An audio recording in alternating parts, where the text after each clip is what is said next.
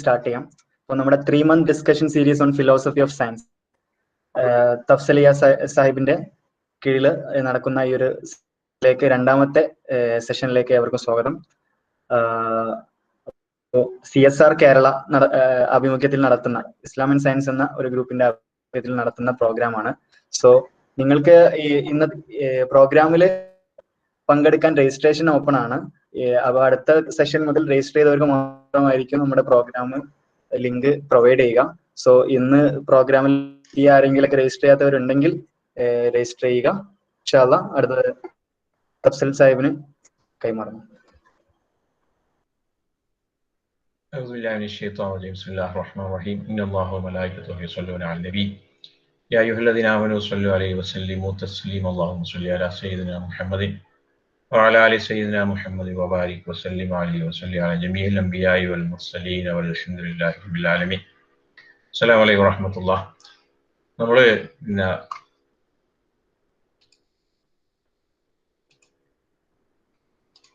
കഴിഞ്ഞ ക്ലാസ്സിൽ നമ്മൾ മെസൊപ്പൊട്ടാമിയൻ സിവിലൈസേഷൻ നാഗരികതയുമായി ബന്ധപ്പെട്ട അവരുടെ ശാസ്ത്രത്തിലെ ചില അടിസ്ഥാനപരമായ ആശയങ്ങളും സമീപനങ്ങളൊക്കെ നമ്മൾ ചർച്ച ചെയ്തിരുന്നു. അതില് കുറച്ച് കാര്യങ്ങൾ കൂടി പറഞ്ഞുകൊണ്ട് ഞാൻ നിർത്താം. പ്രത്യേകിച്ച് മെഡിസിൻ എന്ന് പറയുന്നത് വളരെ ഇമ്പോർട്ടൻ്റ് ആണ്. ഒരു നിങ്ങൾക്ക് പ്രസന്റേഷൻ കാണുന്നുണ്ടോ? കാണുന്നുണ്ട്. ഓക്കെ. അപ്പോ മെഡിസിനുമായി ബന്ധപ്പെട്ട കുറച്ച് കാര്യങ്ങൾ കൂടി പറഞ്ഞിട്ട് ഇതിൽ നമ്മൾ മുമ്പോട്ട് വെച്ചൊരു വളരെ ബേസിക് ആയ ഒരു ഐഡിയ എന്ന് പറഞ്ഞാല് നമ്മൾ ഇന്ന് സയൻസിനെ പ്രാക്ടീസ് ചെയ്യുന്നത് പോലെയല്ല മുൻകാലങ്ങളിൽ സയൻസിനെ പ്രാക്ടീസ് ചെയ്തത്. നമുക്കറിയാം ഏതാനും നൂറ്റാണ്ടുകൾക്ക് മുമ്പ് തന്നെ, കുറച്ച് 1-2 നൂറ്റാണ്ടുകൾക്ക് മുമ്പ് നാച്ചുറൽ ഫിലോസഫി എന്ന് പറഞ്ഞ ഒരു പ്രയോഗമാണ് ശാസ്ത്രത്തെ കുറിക്കാൻ വേണ്ടിയിട്ട് ഉപയോഗിച്ചിരുന്നത്. അതായത് ശാസ്ത്രം എന്നുള്ളത് കേവലം ഭൗതിക മാത്രമായ പ്രതിഭാസങ്ങളെ ചില എംപയറിക്കലായതും അല്ലെങ്കിൽ ചില അതേപോലതായ മെത്തേഡ്സ് ഉപയോഗിച്ച് പഠിക്കുക എന്നതിനപ്പുറം അതിനൊരു ദാർശനികമായ പരിസരം, അതിന് ഒരു ഫിലോസഫിക്കലായ ഫൗണ്ടേഷനും ബേസും ശാസ്ത്രത്തിന് ഉണ്ടായിട്ടുണ്ട്. അപ്പൊ എന്നതുകൊണ്ട് തന്നെ എന്താണ്, അതിന് സ്വാഭാവികമായിട്ടും ദാർശനികമായതും അതുപോലെ തന്നെ ആധ്യാത്മികവുമായ ആശയങ്ങളും അവയിൽ നിന്ന് ഉരുത്തിരിഞ്ഞു വരുന്നതായ കുറെ കാര്യങ്ങളൊക്കെ തന്നെ എന്താണ് സയൻസിന്റെ ആ ഒരു തിയറൈസേഷന്, സിദ്ധാന്തങ്ങൾ രൂപപ്പെടുന്നതിലും ആശയങ്ങൾ രൂപപ്പെടുന്നതിലൊക്കെ പങ്കുവഹിച്ചിട്ടുണ്ട്. അപ്പൊ ഫലസഫയുടെ ഭാഗമായിട്ട് നമുക്ക് അവരുടെ ഗ്രന്ഥങ്ങള് ശാസ്ത്രങ്ങളൊക്കെ തന്നെ പലതിനെയും ക്ലാസിഫൈ ചെയ്തിട്ട് നമുക്ക് കാണാൻ പറ്റും. ഇന്നും ഇന്നത്തെ ശാസ്ത്രം ഫിലോസഫിയിൽ നിന്നും അതുപോലെ തന്നെ മെറ്റഫിസിക്സ് തന്നെ പൂർണ്ണ മാറ്റപ്പെട്ടല്ല, അതങ്ങനെ ഭാവിക്കണം അങ്ങനെയാണെന്നുള്ളത്. ക്ലാസ്സുകൾ നമ്മളൊരു മോഡേൺ സയൻസ് കൂടുതൽ ഇപ്പൊ പറഞ്ഞു വരുന്ന ഒരു വിഷയം എന്താന്ന് പറഞ്ഞാല് അപ്പൊ ഒരു ഏൻഷ്യന്റ് സയൻസിനെ മനസ്സിലാക്കുമ്പോൾ നമ്മളുടെ മനസ്സുകളെ കുറച്ചുകൂടെയൊക്കെ വിശാലമാക്കി വെക്കേണ്ടി വരും. ഇന്നത്തെ പ്രാക്ടീസ് ചെയ്യുന്ന ആളുകളുടെ രീതിയിൽ അല്ലെങ്കിൽ ശാസ്ത്ര പഠിക്കുന്ന ആളുകൾ എന്ന രീതിയിൽ അല്ലെങ്കിൽ ഇന്നത്തെ ഒരു സയന്റിസം, ഇന്നത്തെ ഒരു ശാസ്ത്രവാദം മുന്നോട്ട് വെക്കുന്ന ആശയങ്ങള് ഇതിന്റെ അടിസ്ഥാനത്തിൽ നമ്മൾ ഇതാക്കാതെ കുറച്ചുകൂടെയൊക്കെ നമ്മളെ മനസ്സുകളെ വിശാലാക്കിയിട്ട് നമ്മൾ കാണണം. കാരണം എന്ന് പറഞ്ഞാല് അവിടെ ആസ്ട്രോണമി ആണെങ്കിലും ഞാനൊരു ഉദാഹരണം പറയാണ്, ആസ്ട്രോണമി ആണെങ്കിലും അല്ലെങ്കിൽ കെമിസ്ട്രി ആൽക്കമി ആണെന്നുണ്ടെങ്കിലും അല്ലെങ്കിൽ മെഡിസിൻ ആണെന്നുണ്ടെങ്കിലും അത് പ്രാക്ടീസ് ചെയ്യുമ്പോൾ അതിന് കേവലം ഭൗതിക മാത്രമായ എംപയറിക്കലായ ഒരു സംഗതികളായിട്ട് അവയിൽ പഠിക്കപ്പെടുന്ന കാര്യങ്ങളെ കണ്ടിട്ടില്ല. ഉദാഹരണത്തിന് ഞാൻ മെഡിസിനെ കുറിച്ച് പറയാം, മറ്റു കാര്യങ്ങളൊക്കെ നമ്മൾ കുറെ സംസാരിച്ചതാണ്. അപ്പൊ മെഡിസിൻ എന്ന് പറയുമ്പോൾ എന്ന് പറഞ്ഞാല് ഒരു ശരീരം എന്നുള്ളത് എന്താണ്, അതിന്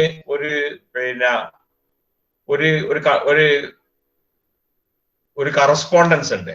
അത് ആസ്ട്രോണമിക്കലായ ഒബ്ജക്ട്സുമായിട്ട് ഒരു കറസ്പോണ്ടൻസ് ഉണ്ട്. ഉദാഹരണത്തിന് ആകാശത്തിലുള്ള നക്ഷത്രം, സൂര്യന്, ചന്ദ്രന്, നക്ഷത്രങ്ങളുടെ കൂട്ടങ്ങൾ, ഗാലക്സീസ്, ഇവയുമായിട്ട് എന്താണ് മനുഷ്യന്റെ ശരീരത്തിന് ഒരു കറസ്പോണ്ടൻസ് ഉണ്ട്. അതുപോലെ തന്നെ എന്ന് പറഞ്ഞാൽ നമ്മുടെ ഈ ഭൂമിയിൽ പ്രപഞ്ചത്തിൽ നടക്കുന്ന കാര്യങ്ങളുമായിട്ട് ഒരു കറസ്പോണ്ടൻസ്, കാലാവസ്ഥ മാറ്റങ്ങൾ, ക്ലൈമറ്റിന്റെ ഒരു വർഷത്തിന്റെ ഒരു മാറ്റങ്ങൾ, ഓരോ പ്രതിഭാസങ്ങളുടെ മാറ്റങ്ങൾ, അത് ഇന്നും നമുക്കറിയാലോ. ഏതോ ഒരർത്ഥത്തിൽ മനുഷ്യന്റെ ശരീരത്തിലെ ഫിസിയോളജിക്കൽ പ്രോസസ്സുമായിട്ട് എന്താണ് പലതരത്തിലുള്ള സംഗതികൾക്ക് ഒരു റിലേഷൻ ഉണ്ട്. ആ റിലേഷൻ എന്താണ് എന്നുള്ളത് നമ്മൾ ഇന്ന് അങ്ങനെ പഠിക്കാറില്ല എന്നുള്ളൂ. പക്ഷെ അത്തരം പല പ്രതിഭാസങ്ങൾ കോസ്മോളജിക്കൽ ആയതും അതുപോലെ തന്നെ ജിയോളജിക്കൽ ആയതും അതുപോലെ തന്നെ ക്ലൈമാറ്റിക് ആയതും അങ്ങനെയുള്ള എല്ലാ സംഗതികൾക്കും ഇടയിലുള്ള ഒരു പരസ്പരമുള്ള ഒരു കറസ്പോണ്ടൻസിനെ കുറിച്ചിട്ടുള്ള കുറെ കൂടി വിശാലമായ ഒരു തിയറി ഉണ്ട്. ആ തിയറിയിൽ നിന്ന് നോക്കുമ്പോൾ എന്താന്ന് പറഞ്ഞാൽ പല വിജ്ഞാന ശാഖകളെയും നമ്മൾക്ക് അങ്ങോട്ടും ഇങ്ങോട്ടും പൂർണ്ണമായി നമുക്ക് എന്ത് ചെയ്യാൻ പറ്റൂല, അർത്ഥം മുറിച്ചിട്ട് കൈകാര്യം ചെയ്യാൻ പറ്റുന്ന ഒരവസ്ഥ ഉണ്ടാവും. അതുപോലെ തന്നെ എന്ന് പറഞ്ഞാൽ കുറിച്ച് കാണുന്ന സന്ദർഭത്തിൽ മനുഷ്യ രോഗം, അതിന്റെ ചികിത്സ എന്ന സംഗതികളെ കുറിച്ച് പറയുമ്പോൾ ട്രഡീഷണലി മെഡിസിനില് അതൊരിക്കലും തന്നെ എന്താണ്, അത് ഒരു ശരീരത്തിന്റെ മാത്രം ഒരു പ്രശ്നമായിട്ട്, ഒരു ഫിസിയോളജിക്കൽ ആയ ഒരു പ്രോബ്ലം ആയിട്ട് രോഗത്തെയും അതിനെ ട്രീറ്റ് ചെയ്യുന്നതിലൊക്കെ കാണുന്ന ഒരു അവസ്ഥയില്ല. ഇത്തരം പറഞ്ഞ കറസ്പോണ്ടൻസസ് എല്ലാം അതിലുണ്ടാവും. അതിനപ്പുറം മനുഷ്യൻ ശരീരം, ആത്മാവ്, ഹൃദയം, അങ്ങനെയൊക്കെ കുറെ സംഗതികളുണ്ട്. ഇതൊക്കെ വേറെ കുറെ സംഗതികൾ നേരത്തെ പറഞ്ഞതായിട്ട് ബന്ധമുള്ളതാണ്. എന്തായാലും ഇത്തരം കാര്യങ്ങൾ, ഉദാഹരണത്തിന് മെഡിക്കലായ പല പാറ്റേൺസ്, അതുപോലെ ഫിസിയോണോമിക് ആയ പാറ്റേൺസ്, അതായത് ശരീര ലക്ഷണശാസ്ത്രപരമായ കാര്യങ്ങൾ, അതുപോലെ തന്നെ എന്താണ് ആസ്ട്രോണമിക്കലായ ഫിനോമിന, ഇതെല്ലാം ഉപയോഗിച്ചിട്ട് മെഡിക്കൽ എറ്റിയോളജി, അതായത് എന്താണ് രോഗത്തിന്റെ കാരണങ്ങൾ, ഇനി എങ്ങനെയാണ് ഉണ്ടാവുക, ഇനി എന്താണ് ആയിത്തീരുക എന്നുള്ള രീതിയിലൊക്കെ രോഗത്തെ കുറിച്ചുള്ള അതിന്റെ ഡയഗ്നോസിസും പ്രോഗ്നോസിസിലും ഒക്കെ തന്നെ ഇത്തരം പല കാര്യങ്ങളും സാധിക്കും. നേരത്തെ പറഞ്ഞ കോസാരിറ്റിയുടെ ഒരു വിഷയമുണ്ട്. അത് സംഭവിച്ചാൽ ഇന്ന് ഒരു ശാസ്ത്രം ഉള്ളതായിട്ട് നമ്മൾ പറഞ്ഞിരുന്നല്ലോ കഴിഞ്ഞ കാണുന്നത് പറഞ്ഞാല് മെഡിക്കൽ ഇതില് പ്രധാനപ്പെട്ട ഇപ്പൊ പ്രധാന വ്യക്തിയേക്കാണ് ഇസാഖിൽ കിനാപ്ലി എന്ന് പറയുന്ന ഒരു ബാബിലോണിയൻ സ്കോളർ ഉണ്ട്. അദ്ദേഹത്തിന്റെ ഒരു പുസ്തകം അദ്ദേഹം എഴുതിയിട്ടുണ്ട്. 1047 BC ആ കാലഘട്ടത്തിലാണ് അദ്ദേഹം പുസ്തകം എഴുതിയത്. അതില് പലതരം കാറ്റലോഗുകൾ, രോഗലക്ഷണങ്ങളും അതിന്റെ ചികിത്സാ രീതികളൊക്കെ ബന്ധപ്പെട്ട കാറ്റലോഗിൽ നമുക്ക് കാണാൻ സാധിക്കും 3 തരം സംഗതികളെ കമ്പൈൻ ഉണ്ട്. ഒന്ന് എന്ന് പറഞ്ഞാൽ നമ്മളുടെ ഇന്ന് നമ്മൾ മെഡിസിൻ എന്ന് പറയുന്ന ആ ഒരു ബയോളജിക്കൽ, ആ ഒരു ഫിസിയോളജിക്കൽ സ്വഭാവത്തിലുള്ള ഒരു സംഗതി, രോഗലക്ഷണങ്ങൾ അവയെ ഭൗതികമായി വിലയിരുത്തി അതിനെന്താണ് ഭൗതികമായ സ്വഭാവത്തിലുള്ള മരുന്നുകൾ കൊടുക്കുന്ന ഒരു സംഗതി ഉണ്ട്. അതിനപ്പുറം രോഗത്തെ ചികിത്സിക്കുന്ന ഉണ്ടാവും. രോഗലക്ഷണപരമായ കാര്യങ്ങൾ പലപ്പോഴും എന്താണെന്ന് പറഞ്ഞാൽ അത് പ്രതിഭാസങ്ങൾ പ്രാപഞ്ചിക ഗോളശാസ്ത്രപരമായ പല പ്രതിഭാസങ്ങൾ ഇതുമായിട്ടൊക്കെ ബന്ധിപ്പിച്ചിട്ടാണ് കാണുന്നുണ്ട്. അപ്പൊ ഒരു ഇന്റഗ്രേറ്റഡ് ആയ ഒരു അവസ്ഥ ഉണ്ടായിരുന്നു പറയാം.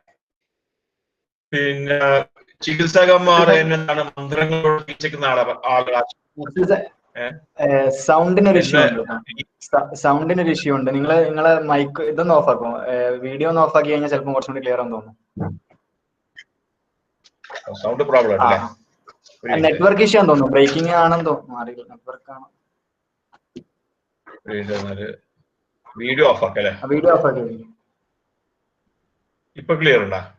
ഇപ്പൊ കുഴപ്പമില്ല. ഓക്കെ, ഞാനൊരു സംഗതി കൂടി ചെയ്യാം.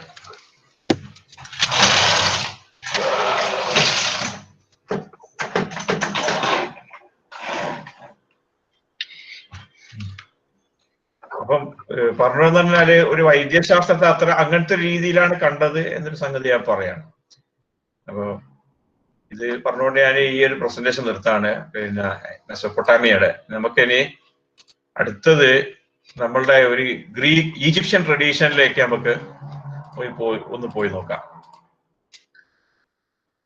നമ്മള് ഒരു ഈജിപ്ഷ്യൻ ട്രഡീഷനിലേക്ക് നമ്മൾ കടന്നു ചെല്ലുമ്പോൾ നമ്മൾ മനസ്സിലാക്കേണ്ട ഒരു സംഭവം എന്ന് പറഞ്ഞാല് ഈജിപ്റ്റോളജി അല്ലെങ്കിൽ ഈജിപ്ഷ്യന് ആയ പിന്നെ സംഗതികളെ, അവരുടെ നാഗരികതയും സംസ്കാരത്തെയും ഏറ്റവും ആദ്യം പഠിക്കാൻ തുടങ്ങിയത് നിങ്ങൾക്ക് അറിയുന്നത് പോലെ അത് ഗ്രീക്ക് തത്വചിന്തകന്മാരും അവരൊക്കെ ആയിരുന്നു. കാരണം ഗ്രീസിലേക്കാണ് ഈജിപ്തിൽ നിന്ന് നേർക്കുനേരെ ഒരു ഇന്റലക്ച്വലായ ഒരു കൈമാറ്റം ഉണ്ടായതായിട്ട് ചരിത്രത്തിൽ ഏറ്റവും അധികം അറിയപ്പെടുന്നത്. ഭൂമിശാസ്ത്രപരമായി മറ്റു പല സംഗതികളെല്ലാം അതിൽ ഒരു പങ്ക് വഹിച്ചിട്ടുണ്ടാവും.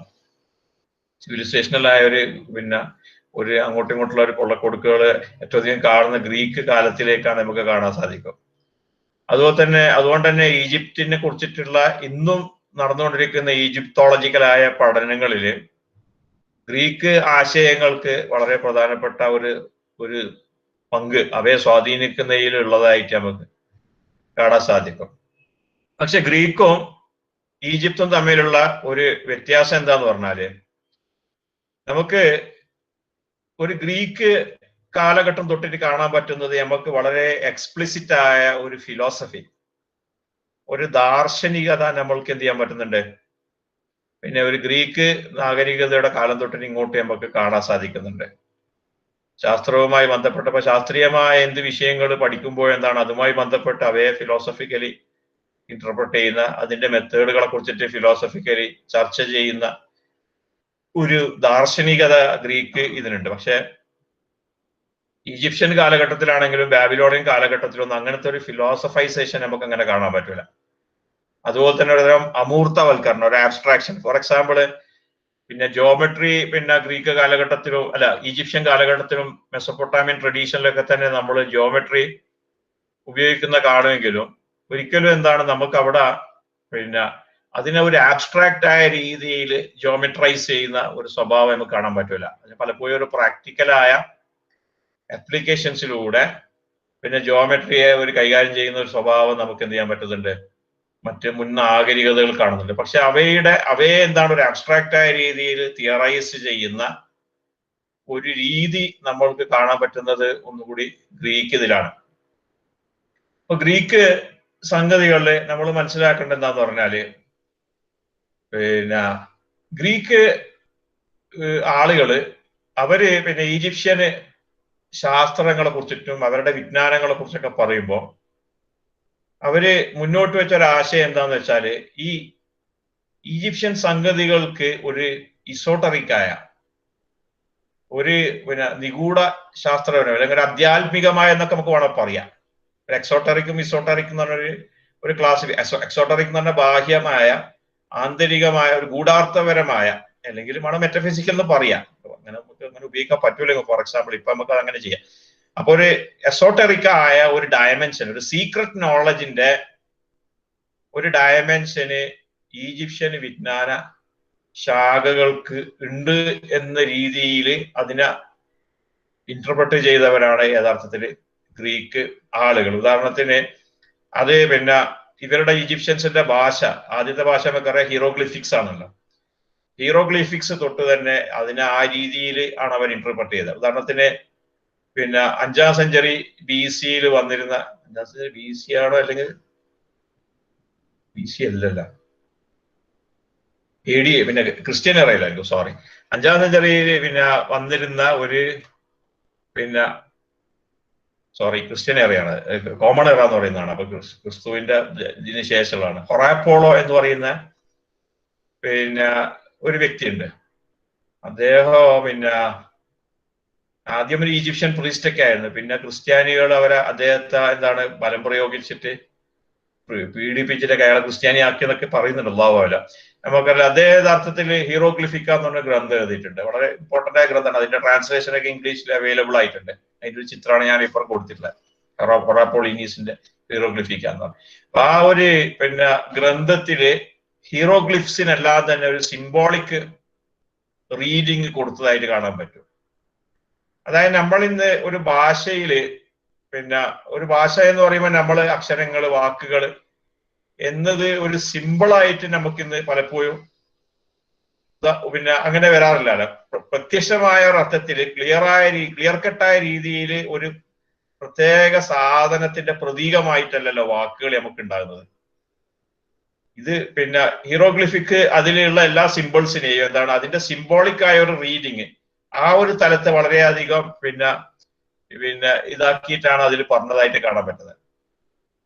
അപ്പൊ എന്താ പറഞ്ഞു വരുന്നൊരു വിഷയം എന്താന്ന് പറഞ്ഞാല് ലാംഗ്വേജ് തൊട്ട് തന്നെ എന്താണ് വളരെ നിഗൂഢമായ ഒരു സ്വഭാവത്തിലുള്ള പല ചിഹ്നങ്ങളെയും പല പ്രതീകങ്ങളെയുമാണ് യഥാർത്ഥത്തിൽ വാക്കുകളും എഴുത്തുകളും എല്ലാം ഈജിപ്ഷ്യൻ ട്രഡീഷനിൽ കുറിച്ചിട്ടുള്ളത്. അവയ്ക്കൊരു ബാഹ്യമായ ഒരു അർത്ഥമുണ്ടായിരിക്കും, അതിന് ആന്തരികമായ ഒരു അർത്ഥമുണ്ട് എന്ന രീതിയിൽ എന്താണ് പലപ്പോഴും എന്താണ് ആന്തരികമായ പല കാര്യങ്ങളും അറിയാത്തതുകൊണ്ട് തന്നെ പല സംഗതികളെയും നമ്മൾക്ക് ഇന്നത്തെ കാലത്ത് തിരിച്ചറിയാൻ പോലും കഴിയില്ല എന്നൊരർത്ഥത്തിലുള്ള സമീപനങ്ങളൊക്കെ നമുക്ക് ഇന്നും ഈജിപ്ഷ്യൻ സിവിലൈസേഷനെ കുറിച്ചുള്ള പഠനങ്ങളിൽ കാണാൻ പറ്റുന്നുണ്ട്.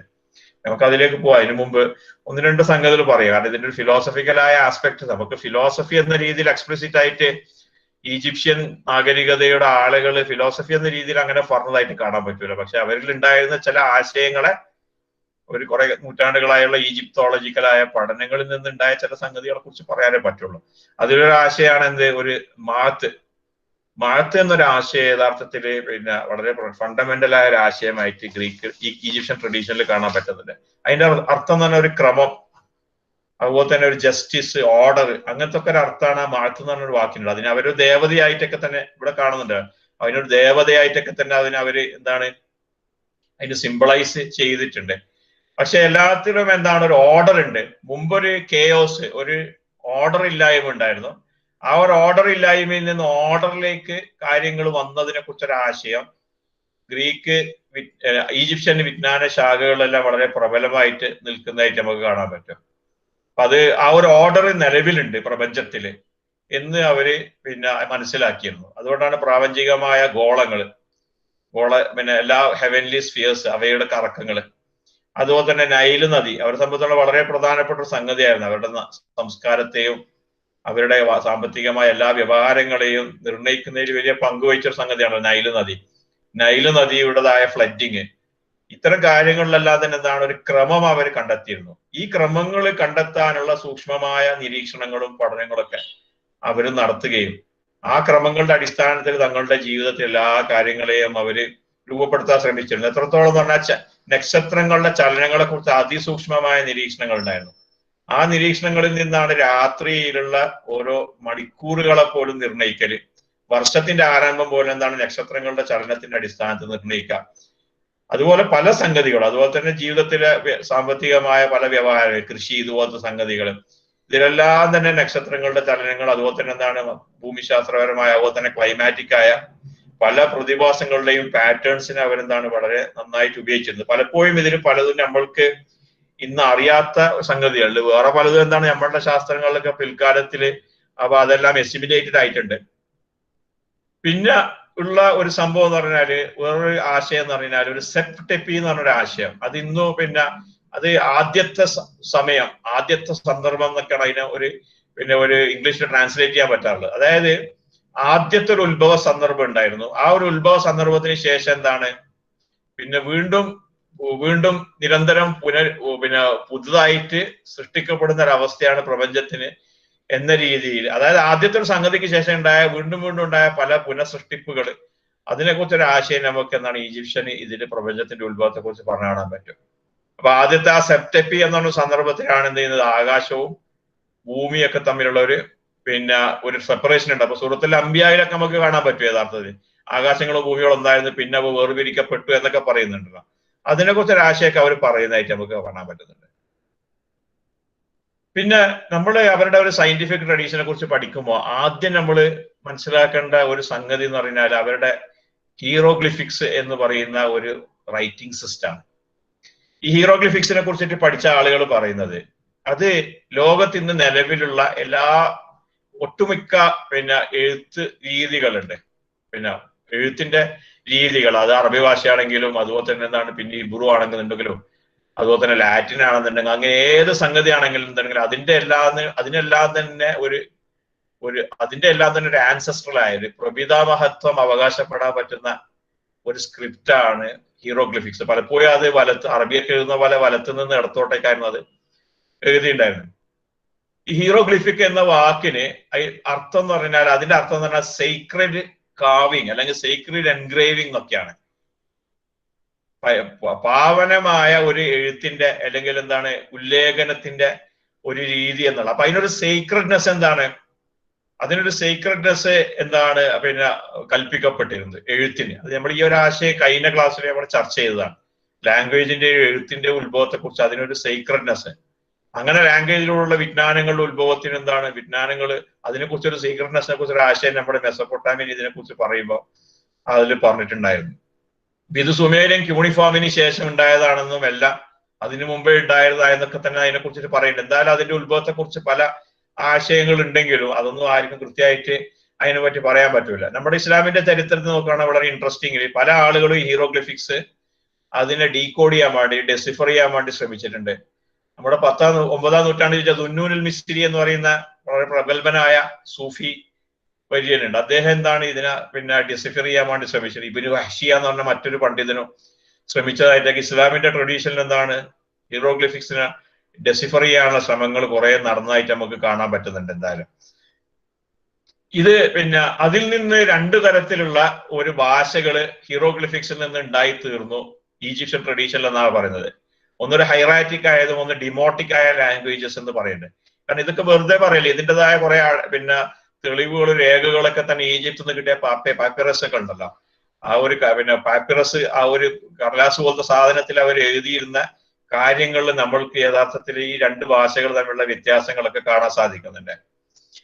അപ്പൊ ഹീറാറ്റിക് എന്നുള്ളത് യഥാർത്ഥത്തിൽ അതിന് കുറെ കൂടി ഒരു തരം ഒരു പാവനത്വം ഉണ്ടായിരുന്നു. ആദ്യം ഉണ്ടായിരുന്ന ഹീറാറ്റിക് ആണ്, പിന്നെയാണ് ഡിമോട്ടിക്. ഡിമോട്ടിക് എന്ന് പറഞ്ഞാൽ അതിന്റെ ഒരു വാക്കർത്ഥം വരുന്നത് ജനങ്ങളുടെ ഭാഷ, പിന്നെ അതായത് സാധാരണ ഭാഷ, സാധാരണ വ്യവഹാരങ്ങളുടെ ഭാഷ, കുറെ കൂടി ഒരു സെക്യുലർ സ്വഭാവമുള്ള ഒരു ഭാഷയാണ് ഡിമോട്ടിക്. പക്ഷെ അത് ഹീറാറ്റിക് ആയ ഒരു ഭാഷ ഉണ്ടായതിനു ശേഷം, ആദ്യം ഹീറോഗ്ലിഫിക്സ് ഉണ്ടായി, പിന്നെ അതിനുശേഷം ഹൈറാറ്റിക് ആയ ഒരു ഭാഷ ഉണ്ടായി.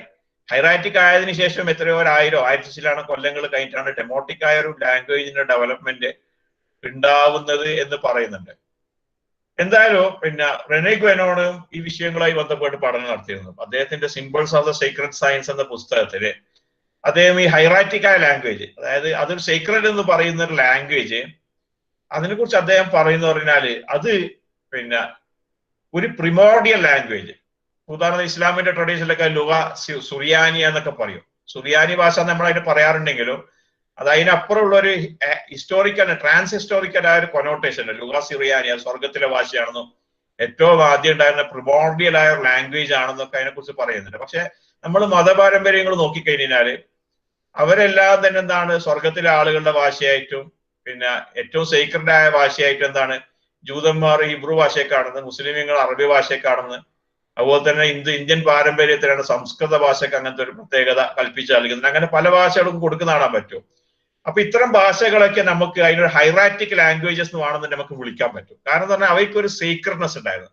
പക്ഷെ അവയുടെ സീക്രട്നെസ് എന്ന് പറഞ്ഞാൽ ഒരു പ്രിമോർഡിയൽ ആയ സീക്രട്നെസ് അല്ല. ഏറ്റവും പ്രാക്തനമായ ഒരു സീക്രട്നെസ് ഉള്ള ഒരു സീക്രട്ട് ലാംഗ്വേജിന്റെ ഒരു റിഫ്ലക്ഷൻ ആയിട്ടാണ് ഇത്തരം ഭാഷകളെ കാണേണ്ടത് എന്ന് റെനെ ഗ്വെനോൺ പറയുന്നുണ്ട്.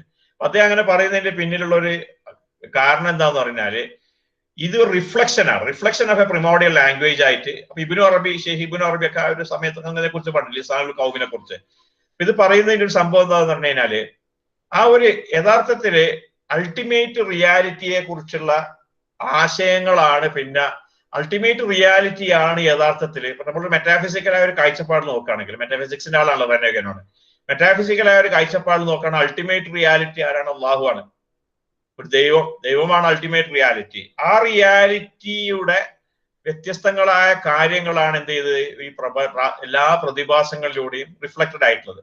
അതായത് അള്ളാഹു, നമ്മൾ പച്ചയായിട്ട് ഒരു ഇസ്ലാമിന്റെ ഭാഷയെ പറഞ്ഞ അള്ളാഹുവിനെ അറിയിക്കാൻ വേണ്ടിയാണ് ഈ പ്രപഞ്ചത്തെ സൃഷ്ടിച്ചിട്ടുള്ളത്.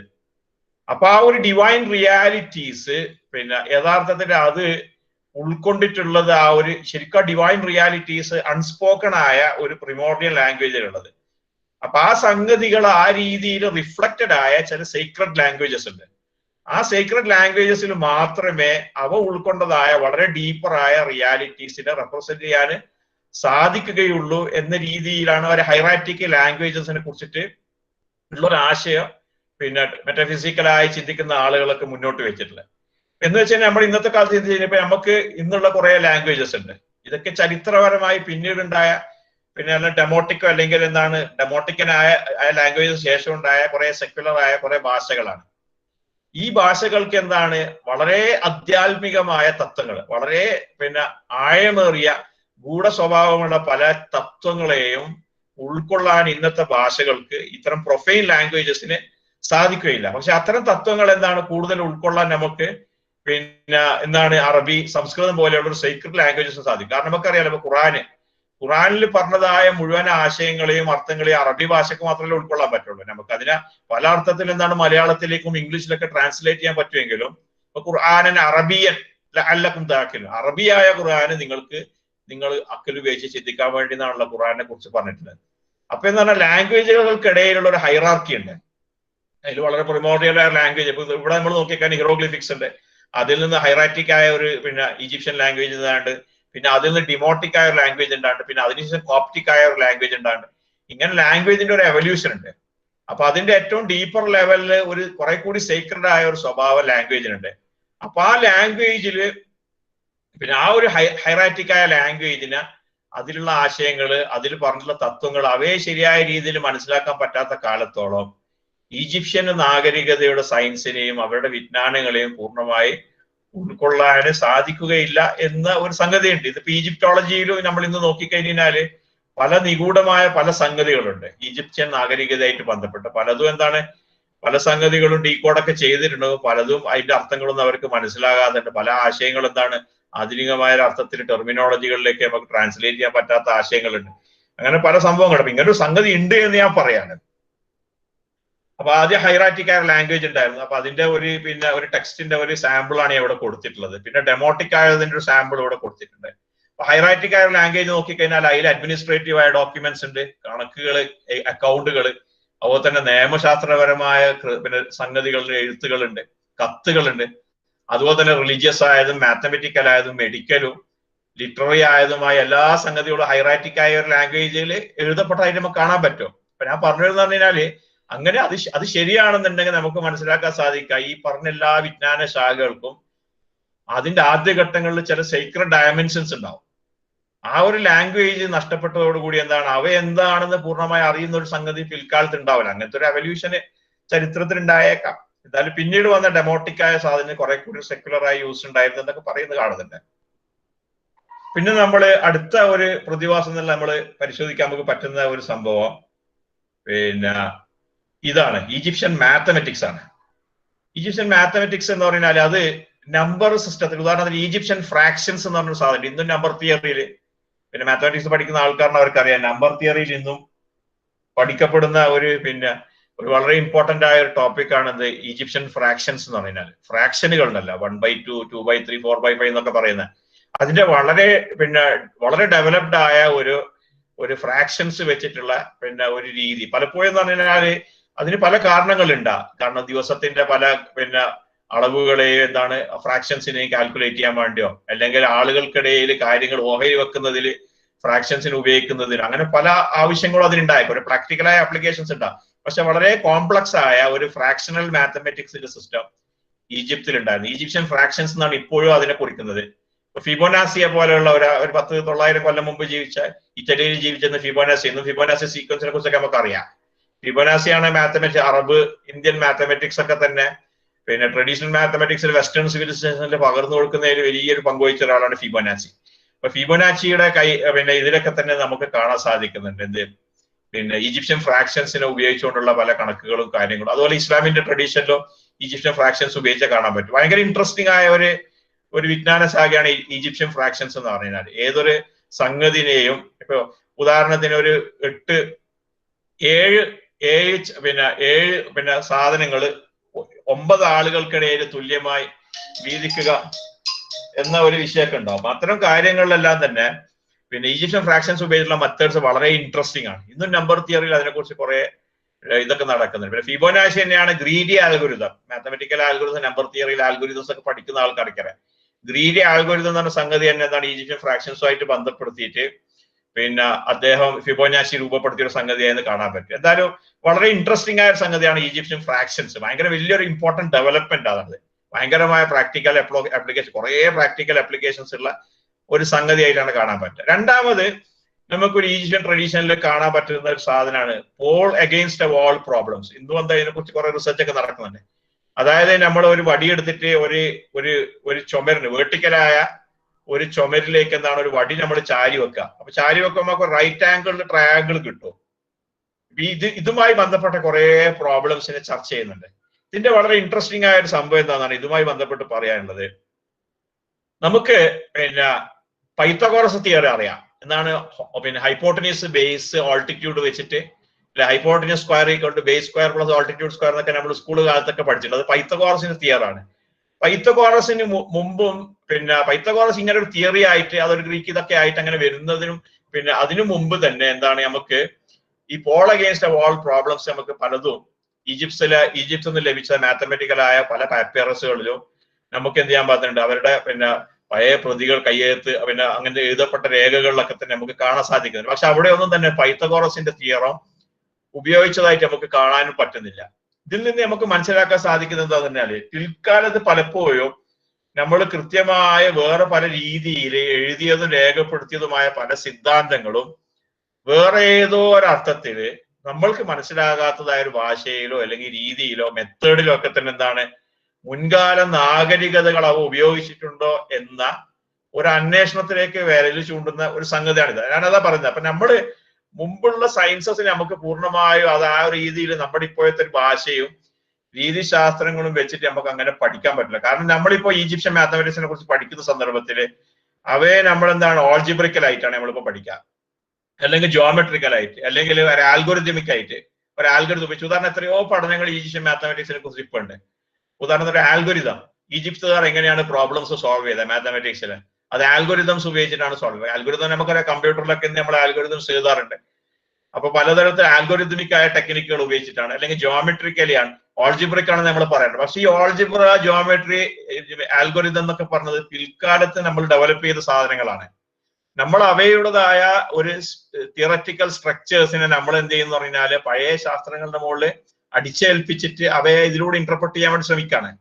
അപ്പൊ ഇന്റർപ്രറ്റ് ചെയ്യുന്ന സന്ദർഭത്തിൽ എന്താണ് നമുക്ക് ഉദാഹരണത്തിന് അതിന്റെ ഏറ്റവും നല്ലൊരു ഉദാഹരണം നമുക്ക് കെമിസ്ട്രിയിൽ നമുക്ക് കാണാൻ പറ്റും. മോഡേൺ കെമിസ്ട്രി വെച്ചിട്ട് നമ്മൾ ആൽക്കമിനെ പഠിക്കാൻ നിന്ന് കഴിഞ്ഞാല് ആൽക്കമി എന്നുള്ളത് ശുദ്ധമായ ഒരു അന്ധവിശ്വാസമായിട്ട് പിന്നെ എന്താണ് പിന്നെ നമുക്ക് അനുഭവപ്പെടും. അതുപോലെ തന്നെ പല ശാസ്ത്രങ്ങളും ഇന്നും നമ്മളുടെ ഇടയിൽ പ്രയോഗത്തിലുള്ള നമ്മൾ സത്യമെന്ന് വിശ്വസിക്കുന്ന പല ശാസ്ത്രീയ സിദ്ധാന്തങ്ങളും സമീപനങ്ങളൊക്കെ തന്നെ ഈ ഒരു കാലഘട്ടത്തിന്റെ സൃഷ്ടിയാണ്. ഈ ഒരു കാലഘട്ടത്തിനപ്പുറം അതിന് യാതൊരു പ്രസക്തിയും ഇല്ല. അത് വെച്ചുകൊണ്ട് അവയുടെ അടിസ്ഥാനത്തിൽ നിന്നിട്ട് നമ്മുടെ മുൻകാലത്തിലെ ശാസ്ത്രങ്ങൾ പഠിക്കുമ്പോൾ പലപ്പോഴും എന്താണ് അവയുള്ള പലതും നമുക്ക് തെറ്റാണെന്നും അശാസ്ത്രീയമാണെന്നും വിജ്ഞാനമല്ല അന്ധവിശ്വാസമാണെന്നൊക്കെ തോന്നുന്ന അവസ്ഥ ഉണ്ടാവും. അപ്പൊ ആ ഒരു സംഗതി എന്താണ് നമ്മളുടെ പിന്നെ ഏൻഷ്യന്റ് നാഗരികതയെ കുറിച്ച് പഠിക്കുന്നതിൽ അങ്ങനത്തെ ഒരു പരിമിതി ഉണ്ട് എന്ന് നമ്മൾ തിരിച്ചറിയാൻ വേണ്ടിയിട്ട് ഞാൻ പറഞ്ഞതാണ്. അതുപോലെ തന്നെ നമ്മൾ നേരത്തെ ഹൈറാറ്റിക് ആയതും അതുപോലെ തന്നെ ഡെമോട്ടിക് ആയ ഭാഷകളെ കുറിച്ച് പറഞ്ഞു. ഈ ഒരു ഭാഷാ വ്യത്യാസങ്ങൾ എന്താണ് മാത്തമാറ്റിക്സിലെ പ്രോബ്ലംസ് കൈകാര്യം ചെയ്തതിലും എന്താണ് നമുക്ക് കാണാൻ പറ്റുന്നുണ്ട് എന്നാണ് അതുമായി ബന്ധപ്പെട്ട് പഠിച്ച ആളുകൾ പറയുന്നത്. അപ്പൊ ഹൈറാറ്റിക് ആയ ജോമെട്രിയിലെ പ്രോബ്ലംസ്, ഇന്ന് ജോമെട്രിക്ക് നമ്മൾ പറയുന്നത് പ്രോബ്ലംസ്, അതും പിന്നെ ഡെമോട്ടിക് ആയ പ്രോബ്ലംസും തമ്മിൽ വ്യത്യാസം ഉണ്ടെന്നൊക്കെ അതിനെ കുറിച്ച് പറഞ്ഞാൽ കാണാൻ പറ്റും. ചില പാപ്പിറസുകളൊക്കെ ഭയങ്കര ഫേമസ് ആണ്, റിൻഡ് മാത്തമാറ്റിക്കൽ പാപ്പിറസ്. അപ്പൊ അതിലൊക്കെ പറയുന്നുണ്ട് അത് ഹൈറാറ്റിക് ആയ സാധനമാണ്. അതിനെക്കുറിച്ച് അതിൽ പറയുന്ന ഒരു സംഗതിനെ ട്രാൻസ്ലേറ്റ് ചെയ്തത് ഇങ്ങനെയാണ്: മെത്തേഡ് ഓഫ് കാൽക്കുലേറ്റിംഗ്, കണക്കൂട്ടുന്നതായ മെത്തേഡുകള്, പിന്നെ പല കാര്യങ്ങളും നടത്താനുള്ള കണക്കുകള്, പിന്നെ നിലനിൽക്കുന്നതായ എല്ലാ കാര്യങ്ങളെ കുറിച്ച് അറിയാനും എല്ലാ രഹസ്യങ്ങളും നിഗൂഢതകളും അറിയാനുള്ള സംഗതി എന്ന രീതിയിൽ അതിന്റെ ആ രീതിയിൽ തന്നെ അതിനെക്കുറിച്ച് പറഞ്ഞതായിട്ട് കാണാൻ പറ്റുന്നുണ്ട്. പിന്നെ ഡെമോട്ടിക് ആയ ഇതാണ് റിൻഡ് മാത്തമാറ്റിക്കൽ പാപ്പിറസിന്റെ ഒരു ഭാഗം നമുക്ക് ലഭിച്ചതിന്റെ ഒരു ചിത്രമാണ് ഇവിടെ കൊടുത്തിട്ടുള്ളത്. പലപ്പോഴും പല പ്രൊസീജിയേഴ്സ്, പല സംഗതികൾ കണക്കുകൂട്ടാനുള്ള പ്രൊസീജിയേഴ്സിന്റെ ടെക്സ്റ്റുകള്, പല ടേബിൾസ് ഉണ്ട്, പിന്നെ പല ടേബിൾസ് ഉണ്ട്, ഫ്രാക്ഷൻസ് ഉപയോഗിച്ചിട്ട് കാൽക്കുലേറ്റ് ചെയ്യുന്നതിന്റെ കുറെ മെത്തേഡുകളും ടേബിൾസും ഒക്കെ തന്നെ ഈജിപ്ഷ്യൻ നാഗരികതയിൽ ഉണ്ടായിരുന്നു. അത്തരം ടെക്സ്റ്റുകളൊക്കെ തന്നെ എന്താണ് ഈ റിൻഡ് മാത്തമാറ്റിക്കൽ ഇതിൽ കാണാൻ പറ്റും. പിന്നെ ഡിമോട്ടിക് ആയതിൽ കാണുന്ന ഒരു സംഭവം മൾട്ടിപ്ലിക്കേഷൻ ടേബിൾസ് പിന്നീട് വരുന്നതായിട്ട് കാണാൻ പറ്റും. ഒരു ചെറിയൊരു സാമ്പിളിന് പറയുകയാണെങ്കിൽ ഈജിപ്ഷ്യൻ നമ്പേഴ്സ് ഈ കൊലത്തിലൊക്കെ ആയിരുന്നു. 1, 2, 3, 4, 5, 6, 7, 8, പിന്നെ 10 ഈ ഒരു ചിഹ്നമായിരുന്നു, 100 ഈ ചിഹ്നമായിരുന്നു. അപ്പൊ അങ്ങനെ 1000-ന് ഈ ചിഹ്നം, 10,000-ന് ഈ ചിഹ്നം, 1,00,000-ന്, ഇങ്ങനെ പലതരത്തിലുള്ള ചിഹ്നങ്ങൾ അവർ ഉപയോഗിച്ചിരുന്നു. അപ്പൊ അങ്ങനെ ഒരു തരം ഡെസിമൽ സിസ്റ്റം, നമ്മളിന്ന് ഉപയോഗിക്കുന്ന 1 തൊട്ട് 10 വരെയുള്ള ഒരു ഡെസിമൽ സിസ്റ്റം ഉണ്ട്. 1, 0, 1, 2, 3, 4, 5, 6, 7, 8, 9, പിന്നെ അത് പ്ലേസ് വാല്യൂ വെച്ച് ചെയ്തുകൊണ്ടുള്ള അങ്ങനത്തെ ഒരു സിസ്റ്റം തന്നെയാണ്, ഡെസിമൽ സിസ്റ്റമാണ് ഈജിപ്ഷ്യൻ നാഗരികതയിൽ ഉണ്ടായത്. മറ്റേ നമ്മള് പിന്നെ ബാബിലോണിയൻ സംഗതിനെ കുറിച്ച് നിങ്ങൾ പറഞ്ഞത് ഓർക്കുന്നുണ്ട്. അവിടെ ഒരു സെക്സാജെസിമൽ, ഒരു 60 ബേസ് ചെയ്തുകൊണ്ടുള്ള സിസ്റ്റമാണ് അവർ ഉപയോഗിച്ചിരുന്നതെന്ന് കാണാൻ പറ്റും. എന്തായാലും ഈ 2 സിസ്റ്റം പിന്നീട് ഗ്രീക്ക് കാലഘട്ടത്തിലേക്കും പിന്നെ ഇസ്ലാമിക നാഗരികതയുടെ കാലഘട്ടത്തിൽ 2 സിസ്റ്റം കടന്നു വന്നിട്ടുണ്ട്, നമുക്ക് കാണാൻ പറ്റുന്നുണ്ട്. പലപ്പോഴും പല കണക്കുകൂട്ടലുകളും ചിലതിലൊക്കെ എന്താണ് ഈ ഈജിപ്ഷ്യൻ സിസ്റ്റത്തിനേക്കാളും കുറെ കൂടി എന്താണ് പിന്നെ സൗകര്യപ്രദമായത് ഒരു ബാബിലോണിയൻ സിസ്റ്റം ആയിരുന്നൊക്കെ രീതിയിൽ അതിനെ കുറിച്ചിട്ട് ആ കാലഘട്ടത്തിൽ ചില പഠനങ്ങളിലൊക്കെ പറഞ്ഞതായിട്ട് നമുക്ക് കാണാൻ പറ്റുന്നുണ്ട്. അപ്പൊ അതാണ് അതുമായി ബന്ധപ്പെട്ട ഒരു സംഭവം. പിന്നെ ഞാൻ നിങ്ങളുടെ മുമ്പിൽ നേരത്തെ പറഞ്ഞൊരു സംഭവം എന്ന് പറഞ്ഞാൽ ഈജിപ്ഷ്യന് ആസ്ട്രോണമിയെ കുറിച്ചാണ്. ആസ്ട്രോണമിയിൽ വളരെ കനപ്പെട്ടതായ പല സംഭാവനകളും അവർ നൽകിയിരുന്നു. പ്രത്യേകിച്ച് നക്ഷത്രങ്ങളെ കുറിച്ചിട്ടുള്ള അവരുടെ പഠനങ്ങൾ, ആ പഠനങ്ങൾ ഭയങ്കര ഗഹനവും സങ്കീർണവുമായ പല പഠനങ്ങൾ അവർ നടത്തിയിരുന്നു. എന്ന് മാത്രമല്ല, ആ പഠനങ്ങൾ ഉപയോഗിച്ചുകൊണ്ട് വർഷങ്ങള് അതുപോലെ തന്നെ സീസൺസ്, ഓരോ വർഷവും സീസണും, ലൂണാറായ വർഷം ഉണ്ടായിരുന്നു, സോളാറായ വർഷം ഉണ്ടായിരുന്നു, വർഷത്തിന്റെ ആരംഭം. അതുപോലെ തന്നെ എന്താണ് ഓരോ ദിവസവും രാത്രിയുടെ തുടക്കം തൊട്ട് അവസാനം വരെ 12 മണിക്കൂറുകളായിട്ട് അവർ തിരിച്ചിരുന്നു. ഈ മണിക്കൂറുകളെ തിരിക്കുന്നതിലൊക്കെ അവരെന്താണ് യഥാർത്ഥത്തില് പിന്നെ ചില നക്ഷത്രങ്ങളുടെ ഇപ്പോ ഡെക്കാൻ സ്റ്റാർസ് എന്ന് പറയുന്നത്, ഡെക്കാൻസ് എന്ന് പറഞ്ഞാൽ 36 കൂട്ടം നക്ഷത്ര സമൂഹങ്ങൾ, ഗാലക്സീസ് ഉണ്ട്, നക്ഷത്രങ്ങളുടെ കൂട്ടങ്ങൾ, ഗാലക്സി എന്ന് പറയണ്ട, നക്ഷത്രങ്ങളുടെ ചെറിയ കൂട്ടങ്ങളിൽ. ആ കൂട്ടങ്ങൾ ഉദിക്കുന്നതിന്റെ അടിസ്ഥാനത്തിൽ എന്താണ് അവർ രാവിലെ 12 മണിക്കൂറുകളായിട്ട് കൃത്യമായി അവർ വേർതിരിച്ചിരുന്നു. ആ മണിക്കൂറുകളുടെ ദൈർഘ്യം വ്യത്യാസം ഉണ്ടോ? ഇന്നത്തെ പോലെ നമ്മൾ യാന്ത്രികമായ ഒരു മണിക്കൂർ തിരിക്കലല്ല, പക്ഷെ അങ്ങനത്തെ ഒരു സമ്പ്രദായം ഉണ്ട്. അതിന്റെ ടേബിളുകളൊക്കെ അവർ ഉപയോഗിച്ചിരുന്നു. അതിനുള്ള പട്ടികകളൊക്കെ തയ്യാറാക്കി വളരെ കൃത്യമായിട്ട് അവരെന്താണ് ആ സംഗതികളൊക്കെ അവർ ചെയ്തതായിട്ട് കാണാൻ പറ്റുന്നുണ്ട്. പിന്നെ അതുമായി ബന്ധപ്പെട്ട ഒരു സംഭവം എന്ന് പറഞ്ഞാല് വളരെ ഇൻട്രസ്റ്റിംഗ് ആയ ഒരു കാര്യം എന്ന് പറഞ്ഞാല് പിന്നെ അവരുടേതായ ക്ഷേത്രങ്ങള് അതുപോലെ തന്നെ പിരമിഡുകള് ഇതൊക്കെ അവർ നിർമ്മിക്കുമ്പോൾ അതെന്താണ്, അത് പലപ്പോഴും പല സ്റ്റാറുകളുടെ കൂട്ടങ്ങൾ, നക്ഷത്ര കൂട്ടങ്ങളുടെ ഓരോ കൂട്ടങ്ങൾക്ക് നേരെ ഓറിയന്റ് ചെയ്ത രീതിയിൽ ആസ്ട്രോണമിക്കലായ പല ഫിനോമിനെ വളരെ കൃത്യമായി കണക്കിലെടുത്തുകൊണ്ടാണ് അവരുടെ ആർക്കിടെക്ചർ പലപ്പോഴും അവർ നടത്തിയിരുന്നത് എന്ന് പറയുന്നുണ്ട്. അതുപോലെ തന്നെ എന്താണ് ഏതൊക്കെ കൃഷിയിൽ അവർ വളരെയധികം നക്ഷത്രങ്ങൾ ഉപയോഗിച്ചുകൊണ്ട് കൃഷിയിലും അവർ വളരെയധികം ആ സംഗതികൾ ഉപയോഗിച്ചിട്ടുണ്ട് എന്നൊക്കെ അതിനെക്കുറിച്ച് പറയുന്നത് കാണാൻ പറ്റിയിട്ടുണ്ട്. ഇതിൽ വളരെ ഇമ്പോർട്ടന്റ് ആയ ഒരു തിയറി ഈ ഒരു അടുത്ത കാലത്ത് ഒരു റോബർട്ട് ബൗവൽ എന്ന് പറഞ്ഞ ഒരാൾ ഒരു തിയറി കൊണ്ടുവന്നിരുന്നു. ഈ തിയറിയില് ഓറിയോൺ കോറിലേഷൻ തിയറി എന്നാണ് ആ തിയറിനെ കുറിച്ചിട്ട് പറയാറുള്ളത്. ഓറിയോൺ എന്ന് പറഞ്ഞാൽ ഒരു കോൺസ്റ്റലേഷൻ ആണ്. ഒറയോൺ എന്നൊക്കെയാണ് പറയാം, ഓറിയോൺ എന്നൊക്കെ പറയാം. എന്തായാലും ആ ഒരു കോൺസ്റ്റലേഷനിൽ ഉള്ള നക്ഷത്രങ്ങളുമായി ബന്ധിപ്പിച്ചുകൊണ്ട് ഗീസനെ കുറിച്ച് നമ്മൾ കേട്ടിട്ടുണ്ടാവും, വലിയ 3 പിരമിഡുകളുള്ള ആ പിരമിഡുകളെയും ഈ സംഗതികളെയും ബന്ധിപ്പിച്ചുകൊണ്ട് അവയുടെ നിർമ്മാണവുമായി ബന്ധപ്പെട്ടുകൊണ്ട് ഒരു തിയറി, ഒറയോൺ കോറിലേഷൻ തിയറി എന്ന രീതിയിൽ റോബർട്ട് ബൗവൽ കൊണ്ടുവന്നിട്ടുണ്ട്.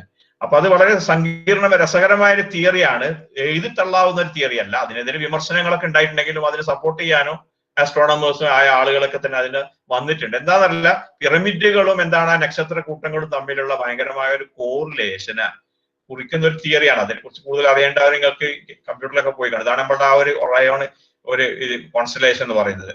അപ്പൊ അതും ഈ പിരമിഡുകൾ, 3 പിരമിഡുകൾ ആ കോൺസ്റ്റലേഷനിലെ 3 പ്രധാനപ്പെട്ട സ്റ്റാറുകളായിട്ട് ബന്ധിപ്പിച്ചുകൊണ്ടൊരു തിയറിയാണത്. പഠിക്കേണ്ട ഒരു വിഷയമാണ്. പിന്നെ നമുക്ക് ഇത് പറഞ്ഞ് അവസാനിപ്പിക്കണമല്ലോ. ഞാൻ ഒരു സംഗതിയും കൂടി പറയാനുള്ളത് നമുക്ക് അതിൽ ആൽക്കമിയെ കുറിച്ചാണ്. ആൽക്കമിയുടെ ഉത്ഭവം പലപ്പോഴും ഒരു ഈജിപ്ഷ്യൻ ട്രഡീഷനുമായി ബന്ധിപ്പിച്ചുകൊണ്ടാണ് ആൽക്കമിയുടെ ഉത്ഭവത്തെ കുറിച്ച് പലപ്പോഴും പറയുന്നത് കേൾക്കാറുള്ളത്. ഉദാഹരണത്തിന് ആൽക്കമിക്കായ ടെക്സ്റ്റുകൾ എന്താണ് ഈജിപ്ഷ്യൻ ഹീറോഗ്ലിഫിക്കലായതും അതുപോലെ തന്നെ ആ ടെക്സ്റ്റുകൾ എന്താണ് മുൻകാലങ്ങളിൽ നിന്നൊക്കെ ലഭിച്ചിട്ടുണ്ട്. അപ്പൊ ആൽക്കമി ഇവരിൽ നിന്നാണ് ഉണ്ടായത് എന്നാണ് ഗ്രീക്ക് ആളുകളും പറയുന്നത്, ഗ്രീക്ക് സ്രോതസ്സുകളിൽ നിന്ന് കിട്ടുന്ന ഒരു സംഭവം. ആൽക്കമി എന്ന് പറഞ്ഞാൽ യഥാർത്ഥത്തിൽ നമുക്കറിയാം അതിന്റെ വളരെ ഭൗതികമായ അർത്ഥത്തിൽ പറയുകയാണെന്നുണ്ടെങ്കിൽ ബേസ് മെറ്റൽസ്, ഇപ്പൊ ലെഡ് പോലെയുള്ള ബേസ് മെറ്റൽസിനെ എന്ത് ചെയ്യുന്നുണ്ട്, അതിനെ ഗോൾഡ് ആയിട്ട് ട്രാൻസ്മ്യൂട്ട് ചെയ്യുന്ന, അല്ലെങ്കിൽ സിൽവറും ഗോൾഡ് ഒക്കെ ആയിട്ട് പ്രഷ്യസ് മെറ്റൽസ് ആയിട്ട് ട്രാൻസ്മ്യൂട്ട് ചെയ്യുന്ന ഒരു രസതന്ത്രപരമായ ഒരു ശാസ്ത്രം. അത് ശാസ്ത്രമാണോ സ്യൂഡോ ശാസ്ത്രം എന്ന രീതിയിൽ, ഇന്നിപ്പോ സ്യൂഡോ ശാസ്ത്രം എന്ന ആളുകൾ പറയാറ്. അങ്ങനെയാണ് അതിനെ കുറിച്ചിട്ട് ആളുകൾ എപ്പോഴും പറയാറുള്ളത്. ഇപ്പൊ കീമിയ എന്നൊരു വാക്കുണ്ട്, അതിന്റെ വാക്കിന്റെ അർത്ഥം ബ്ലാക്ക് എർത്ത്, കറുത്ത ഭൂമി എന്നാണ്. യഥാർത്ഥത്തിൽ ഇതിന് ഒരു എന്നാല് നമ്മൾ മനസ്സിലാക്കേണ്ട ട്രഡീഷണൽ ആൽക്കമി എന്നുള്ളത് കേവലം ഇന്ന് നമ്മൾ മനസ്സിലാക്കുന്ന ഒരു രസതന്ത്രമായിട്ടല്ല മനസ്സിലാക്കിയത്. അതിന്റെ പിന്നിലൊരു പ്രപഞ്ച വീക്ഷണം, പ്രപഞ്ചത്തിന്റെ ഉത്ഭവത്തെ കുറിച്ച്, ഒന്നുമില്ലായ്മയിൽ നിന്ന് എന്താണ് അസ്തിത്വത്തിലേക്ക് കാര്യങ്ങൾ കടന്നു വന്നതായ ഒരവസ്ഥ. ഒരു ബ്ലാക്ക്നെസ് ഒക്കെ ഇല്ലായ്മയാണ്, മാനിഫെസ്റ്റഡ് അല്ലാത്ത അവസ്ഥ. ഇല്ലായ്മ തന്നെ മാനിഫെസ്റ്റഡ് അല്ലാത്ത അവസ്ഥ. ആ മാനിഫെസ്റ്റഡ് അല്ലാത്ത അവസ്ഥയിൽ നിന്നാണ് പ്രപഞ്ചം മാനിഫെസ്റ്റഡ് ആയി. ഈ ഒരു തത്വത്തെ പ്രതിനിധാനം ചെയ്യുന്ന ഒരു കാര്യമായിട്ടാണ് ആൽക്കമിയെ കുറിച്ചിട്ട് ട്രഡീഷണലി പറയാറുള്ളത്. അപ്പൊ യഥാർത്ഥത്തില് അത് ഉദാഹരണം ഇസ്ലാമിന്റെ ഉദാഹരണം ഇമാം ഗസാലിയൊക്കെ കീമിയ സആദ എന്നൊക്കെ പറയുന്നുണ്ട്. അപ്പൊ ഈ ഷെയ്ഖ് മൊഹീദ്ദീൻ അബ്ദുൽ ഖാദർ ജീലാനി അദ്ദേഹം പറയുന്നുണ്ടാണ് കിബ്രീത്തുൽ അഹ്മർ ഫിലോസഫർ സ്റ്റോണിനെ കുറിച്ചൊക്കെ പറയുന്നുണ്ട്.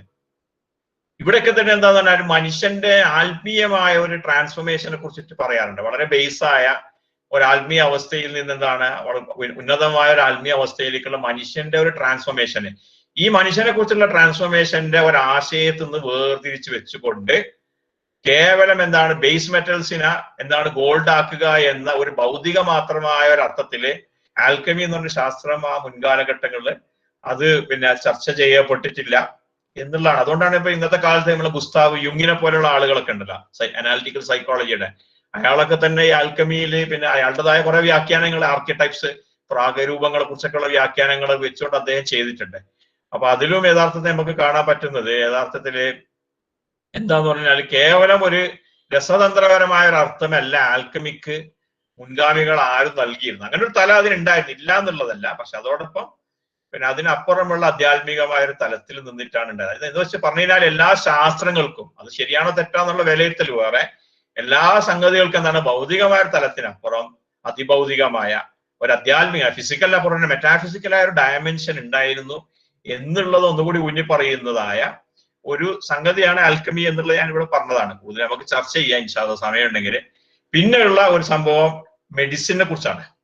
മെഡിസിൻ എന്താണ് വളരെ പ്രാർത്ഥനമായ ഒരു മെഡിക്കൽ രീതി നമുക്കറിയാം. ഈജിപ്തിൽ ഉണ്ടായിരുന്നു. അത് അവര് പല ഹൈറാറ്റിക് ആയ സ്ക്രിപ്റ്റ് 2000 BC-യിലും അതിനു മുമ്പൊക്കെ തന്നെ എന്താണ് മെഡിക്കൽ പാപ്പിറസുകൾ പലതും കിട്ടിയിട്ടുണ്ട്. അതിലെല്ലാം തന്നെ എന്താണ് എങ്ങനെയാണ് ഓരോ രോഗം, അതിന്റെ ട്രീറ്റ്മെന്റ് എങ്ങനെയാണ് എന്നതിനെ കുറിച്ചിട്ടൊക്കെ സംഗതികൾ ഉള്ളതായിട്ട് കാണാൻ പറ്റും. പലതരത്തിലുള്ള പച്ചമരുന്നുകളും സംഗതികളൊക്കെ അവർ ഉപയോഗിച്ചിരുന്നു. പിന്നീട് ഒരു 1000 BC അതിന് ശേഷമൊക്കെയാണ് അതിലേക്ക് മറ്റുള്ള സ്വാധീനങ്ങൾ, അത്രത്തോളം സെൽഫ് കണ്ടെയ്ൻഡ് ആയ സ്വയം തന്നെയുള്ള ഒരു സംവിധാനമായിട്ട് അവിടെ അത് ഉണ്ടായിരുന്നു എന്നുള്ളതാണ് പറയുന്നത്. ശരീരത്തിന്റെ വിവിധ ഭാഗങ്ങളെ കുറിച്ച് വളരെ വിശദമായ അനാറ്റമിക്കൽ പഠനങ്ങള് യഥാർത്ഥത്തില് ഇവരുടെ മെഡിസിനിൽ ഉണ്ടായിരുന്നു എന്നാണ്. കാരണം മമ്മി എന്ന് പറയുന്ന ഒരു സാധനം ഉണ്ടല്ലോ, മമ്മി എന്ന് പറയുന്നത് നമുക്കറിയാം. മമ്മി എന്ന് പറഞ്ഞ ശരീരത്തിലുള്ള പല ഇന്റേണൽ ഓർഗൻസിനെയും നീക്കിയിട്ടാണ് മമ്മിഫിക്കേഷൻ നടത്തുന്നത്. ഈവന് തലച്ചോറ് പോലും എടുത്ത് വളരെ സമർത്ഥമായ രീതിയിലൂടെ ശരീരത്തിൽ തലയിലുള്ള ഏതൊരു ബോണ് മുറിച്ചിട്ട് അതിലൂടെ തലച്ചോറ് പോലും, എത്മോയിഡ് ബോൺ എന്ന് പറഞ്ഞൊരു ബോണ് മുറിച്ചിട്ട് അതിലൂടെ തലച്ചോറ് പോലും എന്താണ് മൂക്കിലൂടെ പുറത്തേക്ക് എടുക്കുന്ന ടെക്നിക്സ് ഒക്കെ അവരുടെ ഇടയിൽ ഉണ്ടായിരുന്നു. അപ്പൊ അതുകൊണ്ട് തന്നെ സർജറിയില്, അനാറ്റമിയിലൊക്കെ തന്നെ വളരെ വലിയ ഡെവലപ്മെന്റ്സ് ഒക്കെ ഉണ്ടായ ഒരു കൾച്ചറായിരുന്നു യഥാർത്ഥത്തില് ഈജിപ്ഷ്യൻ കൾച്ചർ എന്ന് നമുക്ക് കാണാൻ സാധിക്കും. അതുപോലെ തന്നെ പലതരത്തിലുള്ള സ്പെഷ്യലൈസേഷൻ ഡോക്ടേഴ്സ് ഉണ്ട്. SWNV സ്വിൻവ് എന്നൊക്കെ അതിനെ പ്രൊനൗൺസ് ചെയ്യാം. അപ്പൊ അത് അങ്ങനത്തെ ഡോക്ടേഴ്സ് എന്താണ് പലതരത്തിലുള്ള സ്പെഷ്യലൈസേഷൻ, ഗൈനക്കോളജിയിലും ഡെന്റിസ്ട്രിയും, അതുപോലെ തന്നെ എന്താണ് ഓഫ്താൽമോളജി, ഗാസ്ട്രോ എൻട്രോളജി, ഇതുപോലത്തെ പല വിജ്ഞാന ശാഖകളിലും എല്ലാം ഉള്ള ഒരു സംഗതി ഉണ്ടായിരുന്നു. പിന്നെ അതുമായി ബന്ധപ്പെട്ട വേറൊരു സംഭവം മെഡിക്കലായിട്ട് ബന്ധപ്പെട്ട അവർക്ക് ഒരു അനാറ്റമിയിൽ ലോങ് ഒരു ട്യൂബ്യൂൾ ടൈപ്പ് ആയിട്ടുള്ള ഒരു ലോങ് നാരോ സ്ട്രക്ചേഴ്സിനെ കുറിച്ചിട്ട് ഈജിപ്ഷ്യൻ ടെക്സ്റ്റ് ബുക്കുകളിൽ, പുരാതന ടെക്സ്റ്റ് ബുക്കുകളിൽ പറയുന്ന കാണാൻ പറ്റുന്നുണ്ട്. മാനുവലുകളിലൊക്കെ മെത്വ് എന്നൊക്കെയാണ് അതിന് പറയാ. അത് ശരീരത്തിലെ വിവിധ ഭാഗങ്ങളെ കണക്ട് ചെയ്യുന്ന പല ട്യൂബ്യൂൾ സ്വഭാവത്തിലുള്ള ചില ഘടനകളെ കുറിച്ചിട്ട് ശരീരത്തിലെ അവയിൽ വളരെ വിശദമായിട്ട് ഈജിപ്ഷ്യൻ പുസ്തകങ്ങളൊക്കെ ചർച്ച ചെയ്യുന്നുണ്ട്. അപ്പൊ എന്താണെന്ന് ഇന്നത്തെ അനാറ്റമിക്ക്, ഇന്നത്തെ മെഡിക്കൽ സയൻസിന് അതിനെ കുറിച്ചിട്ട് ധാരണയില്ല. അത് എന്തിനെ കുറിച്ചാണ് അവരത് പറഞ്ഞത് എന്നതിനെ കുറിച്ചാണ്. കാരണം ഇങ്ങനത്തെ കുറെ സംഗതികൾ നമ്മൾക്ക് കാണാൻ പറ്റുന്നുണ്ട് എന്നുള്ളതാണ്. അതുപോലെ തന്നെ മന്ത്രങ്ങള്, ഉച്ചാരണങ്ങൾ, അതുപോലെ തന്നെ ആധ്യാത്മികമായ ചില രീതികൾ, ഇതൊക്കെ അവർ ഉപയോഗിച്ചിരുന്നു. ഗൈനക്കോളജിയിലും ഭയങ്കര ഡെവലപ്മെന്റ്സ് ഉണ്ടായിരുന്നു. ഇത്തരത്തിലുമായി ബന്ധപ്പെട്ട കുറെ രേഖകളും ചിത്രങ്ങളും സംഗതികളൊക്കെ തന്നെ നമുക്ക് ഈജിപ്ഷ്യൻ ട്രഡീഷനിൽ കാണാൻ പറ്റും. ഞാൻ അതിനോട് ഉദ്ധരിച്ചില്ല. ഇത്രയും പറഞ്ഞുകൊണ്ട് നമ്മളുടെ ഈ ഒരു ഈജിപ്ഷ്യൻ സംഗതിയെ കുറിച്ചുള്ള ഡിസ്കഷൻ നിർത്താണ്. ഇൻഷാല്ലാ നമ്മൾ കൂടുതൽ ഡീറ്റെയിൽഡ് ആയിട്ട് നമ്മൾ ചർച്ച ചെയ്യേണ്ടി വരും. അപ്പൊ ഗ്രീക്ക് കാലം തൊട്ട് അങ്ങോട്ടുള്ള സംഗതികളാണ് കുറെ കൂടി ഒരു ഫിലോസഫിക്കൽ ഡയമെൻഷനിൽ നമുക്ക് സയൻസിനെ കുറിച്ച് കൂടുതൽ സംസാരിക്കാൻ പറ്റും. ഇവിടെ നമുക്ക് അതിന്റെ ചെറിയ ചെറിയ കുറച്ച് ആശയങ്ങളും സമീപനങ്ങളെ പറയാൻ പറ്റുള്ളൂ. ഇൻഷാല്ലാ. അസ്സലാമു അലൈക്കും വറഹ്മത്തുള്ളാഹി. ഓക്കെ, അപ്പൊ നമുക്ക് ഡൗട്ട്സ് ചോദിക്കാനുള്ളവർക്ക് ചോദിക്കാം. അതിന് മുമ്പായിട്ട് നമ്മുടെ കഴിഞ്ഞ സെഷനൊക്കെ നമ്മുടെ യൂട്യൂബ് ചാനലിൽ ലഭിക്കും. ഞാൻ ലിങ്ക് നമ്മുടെ കമന്റ് ബോക്സിൽ ഇട്ടിട്ടുണ്ട്. അതുപോലെ രജിസ്റ്റർ ചെയ്യാത്തവർക്ക് രജിസ്റ്റർ ചെയ്യാനുള്ള ലിങ്ക് ഇതിലുണ്ട്. സോ ഇനി ഡൗട്ട്സ് ചോദിക്കേണ്ടവർക്ക് ചോദിക്കാം.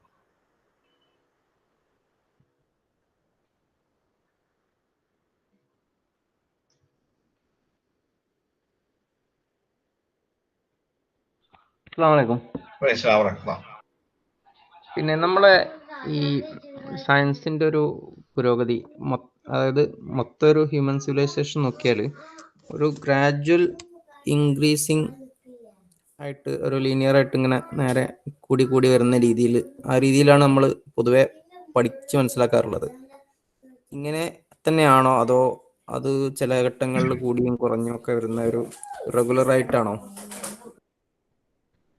പിന്നെ ഇതുമായിട്ട് ബന്ധപ്പെട്ട് പറയാനുള്ള ലീനിയറായ സയൻസിന്റെ പുരോഗതിയെ കുറിച്ചിട്ടുള്ള ആശയങ്ങളെ പിന്നെ ആധുനിക കാലഘട്ടത്തിൽ നമ്മളെ ഇയാളെ പോലുള്ള ആളുകൾക്ക് ചോദ്യം ചെയ്തിട്ടുണ്ടല്ലോ.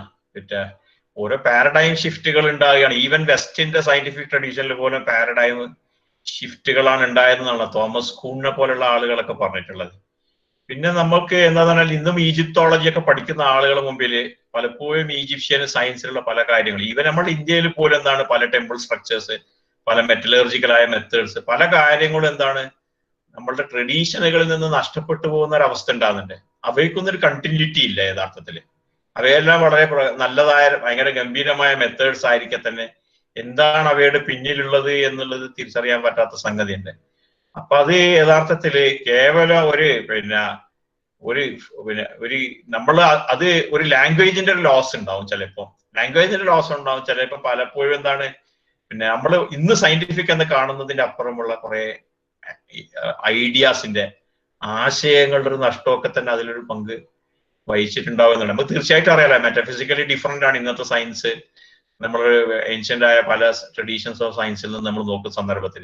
അപ്പൊ അത്തരം ആശയങ്ങൾ ഏതൊരു അർത്ഥത്തിലാണ് പിന്നെ അന്നത്തെ ശാസ്ത്രങ്ങളെ സ്വാധീനിച്ചിട്ടുള്ളത് നമുക്ക് അറിയില്ലല്ലോ.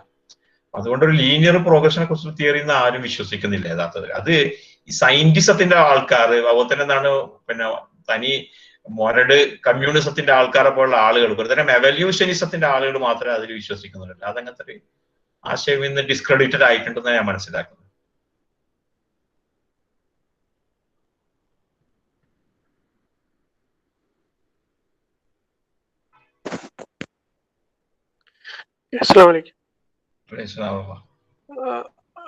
ഓക്കെ, ഇതുമായിട്ട് ബന്ധപ്പെട്ട ഒരു ചോദ്യം തന്നെയാണ്. അതായത് നമ്മൾ പഴയ കാലത്തെ ഇപ്പം ശാസ്ത്രം പഠിക്കുമ്പോൾ ഇപ്പൊ ഇതിൽ തന്നെ പറഞ്ഞതുപോലെ നമ്മളുടെ ഇന്നത്തെ ശാസ്ത്രീയമായ കോട്ടാൻ കോട്ട് അതിനകത്തുള്ള ഒരു അളവുകോല് വെച്ച് നമുക്കതിനെ മനസ്സിലാക്കാൻ പറ്റില്ല എന്ന് നമ്മൾ പറയുന്നുണ്ട്.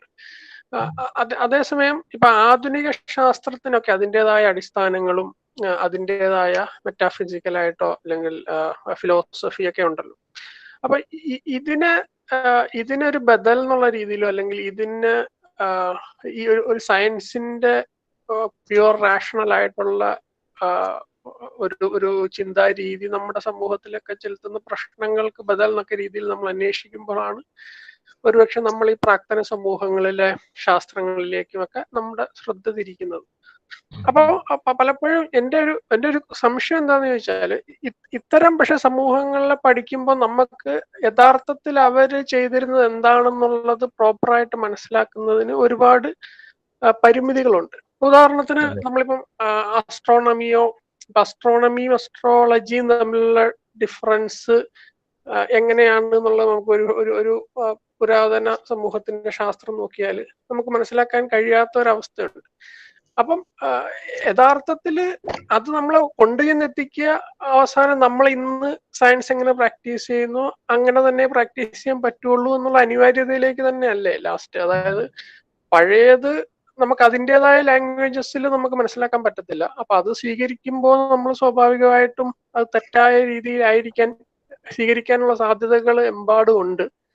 അതൊരു പക്ഷേ ഒരു അന്ധവിശ്വാസം എന്ന് പറയുന്ന രീതിയിൽ തന്നെ നമ്മളത് യഥാർത്ഥ രീതിയിൽ മനസ്സിലാക്കിയില്ലെങ്കിൽ സ്വീകരിക്കപ്പെടാനുള്ള സാധ്യതയും നിലനിൽക്കുമ്പോൾ നമ്മൾ സയൻസിന് ഇന്ന് പ്രാക്ടീസ് ചെയ്യുന്ന രീതിയിൽ തന്നെ സ്വീകരിക്കേണ്ടി വരും എന്ന അനിവാര്യതയിൽ തന്നെയല്ലേ നമ്മൾ എത്തിച്ചേരുക എന്നുള്ള ഒരു ചോദ്യം. നിങ്ങൾക്ക് ഉന്നയിച്ചത് വളരെ പ്രധാനപ്പെട്ട കുറെ വിഷയങ്ങളാണ്. ഒന്നെന്ന് പറഞ്ഞാൽ ഈ ഏൻഷ്യന്റ് ആയ സയൻസസിനെയും സിവിലൈസേഷനെയൊക്കെ ചുറ്റിപ്പറ്റിക്കൊണ്ട് കുറെ ബോഗസായ, കുറെ വ്യാജമായ, വളരെ അപകടകരമായ കുറെ കൾട്ടുകളും പ്രതിഭാസങ്ങളും ഒക്കെ ഇന്നത്തെ ലോകത്ത് നിലവിലുണ്ട്. ഈജിപ്ഷ്യൻ സംഗതികളെ കുറിച്ച് പറഞ്ഞുകൊണ്ടും അതുപോലെ തന്നെ ഗ്രീക്ക് മറ്റു പല സംഗതികളെ കുറിച്ച് പറഞ്ഞുകൊണ്ട് അവയുടെ ഒരു അപകടം ഒരു വശത്തുണ്ട്. അതേസമയത്ത് തന്നെ നിങ്ങൾ പറഞ്ഞതുപോലെ തികഞ്ഞ ഒരു ഇന്നത്തെ ഒരു വെസ്റ്റേൺ സയൻസിന്റെയും ടെക്നോളജിയുടെയും പ്രശ്നങ്ങളും നമ്മൾ അഭിമുഖീകരിക്കുന്നുണ്ട്. പക്ഷെ നമ്മുടെ യഥാർത്ഥത്തില് മനസ്സിലാക്കേണ്ട വെസ്റ്റിന്റെ ട്രഡീഷനിൽ തന്നെ, ഇപ്പോഴത്തെ ട്രഡീഷനിൽ തന്നെ നമ്മൾ പലപ്പോഴും സയൻസിനെ പ്രാക്ടീസ് ചെയ്യുന്നത് എത്ര ഡീപ്പായിട്ടാണ് എന്ന് നമ്മൾ ചിന്തിക്കണം. നമ്മൾ പല ആളുകൾ, നമ്മളിപ്പോ കൂട്ടത്തിൽ തന്നെ കുറെ റിസർച്ചേഴ്സ് ഉണ്ട്. ഞാനടക്കം ആളുകൾ, പല ആളുകളും പല കാലഘട്ടത്തിൽ റിസർച്ച് ചെയ്ത ആളുകളാണ്. നമ്മളിപ്പോ നിലവിലുള്ള ശാസ്ത്രത്തെ അതേ അർത്ഥത്തിൽ നമ്മൾ സ്വീകരിച്ച് അതിന്റെ ബേസിക്കായ ആശയങ്ങളെയോ കാഴ്ചപ്പാടുകളെയോ ഒന്നും തന്നെ ആഴത്തിൽ പരിശോധിക്കാതെ, അവയുടെ മെറ്റഫിസിക്സ് പരിശോധിക്കുന്നത്, അതിന്റെ ഫിലോസഫി പരിശോധിക്കുക, ഒന്നും പരിശോധിക്കാതെ അവയെ നമ്മളൊരു പാരഡൈമായിട്ട് സ്വീകരിച്ച് അതിൽ നമ്മൾ എന്താണ് മുമ്പേ പോകുന്ന ആളുകളുടെ പിന്നാലെ പോകുന്ന ആളുകൾ എന്ന രീതിയിൽ യാന്ത്രികമായി നടത്തുന്ന ഗവേഷണങ്ങളാണ് നമ്മൾ ചെയ്യുന്നത്. ഇതിന്റെ അപ്പുറം യഥാർത്ഥത്തിൽ ഉദാഹരണത്തിന് ഇപ്പോ ആധുനിക ശാസ്ത്രത്തിന്റെ കാലഘട്ടത്തിന്റെ സയൻസിന്റെ ലാംഗ്വേജ്, അതിന്റെ ലോജിക്ക്, അതിന്റെ ഫിലോസഫിക്കലായ ഫൗണ്ടേഷൻസ്, ഇത്തരം കാര്യങ്ങൾ ആഴത്തിൽ പരിശോധിച്ച് എത്രയോ ശാസ്ത്രജ്ഞന്മാർ വെസ്റ്റിന്റെ ട്രഡീഷനിൽ ഉണ്ടായിന്. അവർ പരിശോധിച്ചാൽ അത് ശരിയാണോ തെറ്റാണോ എന്ന് വേറെ വിഷയം. നമുക്ക് എന്തുകൊണ്ട് അത്രയും ഡീപ്പറായ ഒരു എക്സ്പ്ലോറേഷൻ നടത്താൻ പറ്റും? ഉദാഹരണത്തിന് നമ്മൾ നേരത്തെ പറഞ്ഞല്ലോ ഒരു ലാംഗ്വേജിനെ കുറിച്ചിട്ട്. അപ്പൊ ലാംഗ്വേജ് നമ്മുടെ ഇതിനു മുമ്പ് ഒരു ക്ലാസ്സിൽ ഞാൻ പറഞ്ഞിരുന്നു. അതായത് ഇസ്ലാമിന്റെ ഒരു സയന്റിഫിക് ട്രഡീഷന്റെ ഉത്ഭവത്തിന് ഉദ്ഘാടനം കുറിച്ചത് ലാംഗ്വേജിന്റെ മണ്ഡലത്തിൽ നടന്ന വലിയൊരു വിസ്ഫോടനാത്മകമായ ഒരു പഠനമായിരുന്നു എന്ന് പറഞ്ഞിട്ടുണ്ടായിരുന്നു കുറെ നൂറ്റാണ്ടുകൾക്ക് മുമ്പ്. അതുപോലെ നമ്മൾ ലാംഗ്വേജ് അതിന്റെ ഉള്ളിലുള്ള മെറ്റാഫിസിക്കലായ കണ്ടന്റ്, അതിന്റെ ഉള്ളിലുള്ള ലോജിക്കൽ കണ്ടന്റ്, ഇപ്പൊ ഖുറാനിലെ ലോജിക്കൽ കണ്ടന്റിനെ കുറിച്ച് ഇമാം ഗസാലി ഒക്കെ പറഞ്ഞിരുന്നല്ലോ. ഞാൻ പറഞ്ഞ വളരെ ഫണ്ടമെന്റലായ ഒരളവില് ഒരു ശാസ്ത്രം രൂപപ്പെടുത്തുന്നതിന്റെ മൂലാധാരമായി കിടക്കുന്ന കാര്യങ്ങളെ പരിശോധിക്കാതെ ഉള്ള ഒരു പോക്കാണ് നമ്മൾ നടത്തുന്നത്. ഇതിനെയാണ് നമ്മൾ ക്രിറ്റിസൈസ് ചെയ്യേണ്ടത്. പ്രത്യേകിച്ച് ഖുറാൻ നമ്മളെ കയ്യിലുള്ളത് കൊണ്ട് തന്നെ തീർച്ചയായിട്ടും നമുക്ക് ചില പ്രതീക്ഷകൾ എന്നാലും കുറെ കാര്യങ്ങൾ നഷ്ടപ്പെട്ടു പോയിട്ടുണ്ട്. ഒരു കാലം കൊണ്ട് നഷ്ടപ്പെടുന്ന കാര്യങ്ങളുണ്ട്, അത് തിരിച്ചു പിടിക്കാൻ പറ്റൂല. അതേതോ നിങ്ങൾ പറഞ്ഞ ആ വ്യാജമായ കാര്യങ്ങൾ സൂക്ഷിക്കാൻ വേണം.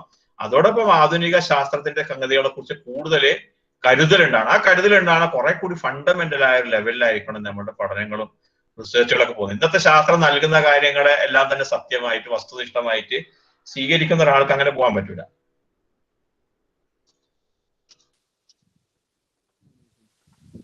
ഓക്കെ, നമ്മുടെ പ്രോഗ്രാം 8 അവസാനിപ്പിക്കാം. ആരെങ്കിലും സംശയങ്ങൾ ഉണ്ടെങ്കിൽ പറയാം കേട്ടോ പെട്ടെന്ന്.